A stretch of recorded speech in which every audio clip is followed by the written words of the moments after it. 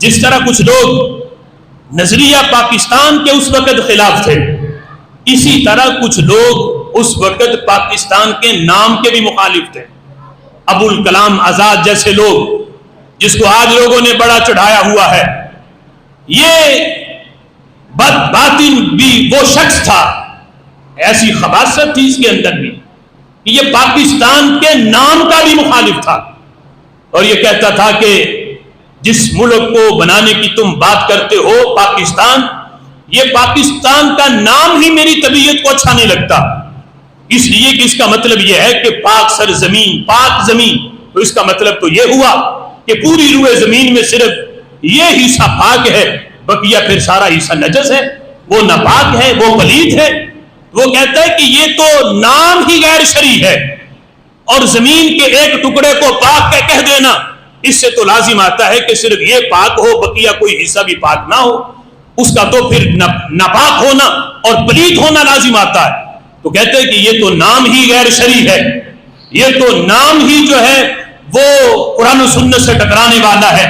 اس طرح کی باتیں کر کے بھی پاکستان کی مخالفت کی گئی، لیکن چشم فلک نے دیکھا وہ لوگ جو کہہ رہے تھے ہم پاکستان کی پے بھی بننے نہیں دیں گے، ہمارے اسلاف کی قربانیوں سے اور ان کے اخلاص سے اور 10 لاکھ شہیدوں کے خون کی برکت یہ رنگ لائی کہ رب ذوالجلال نے پے تو کیا، صرف نام ہی نہیں، اللہ نے عملی طور پہ یہ پیارا ملک پاکستان بھی عطا فرما دیا۔ اب دیکھو سوال یہ ہے کہ رسول اکرم صلی اللہ تعالی علیہ وسلم کا فرمان ہے،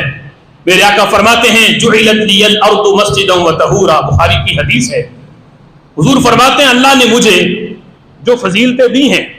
ان میں سے ایک فضیلت یہ ہے کہ اللہ نے پوری روئے زمین کو میرے لیے مسجد بنا دیا، اور طہورا، اور پوری روئے زمین کو اللہ نے میرے لیے پاک بنا دیا، پاک بھی بنایا مسجد بھی بنایا۔ مطلب یہ ہے پوری روئے زمین پہ کوئی جہاں بھی نماز پڑھے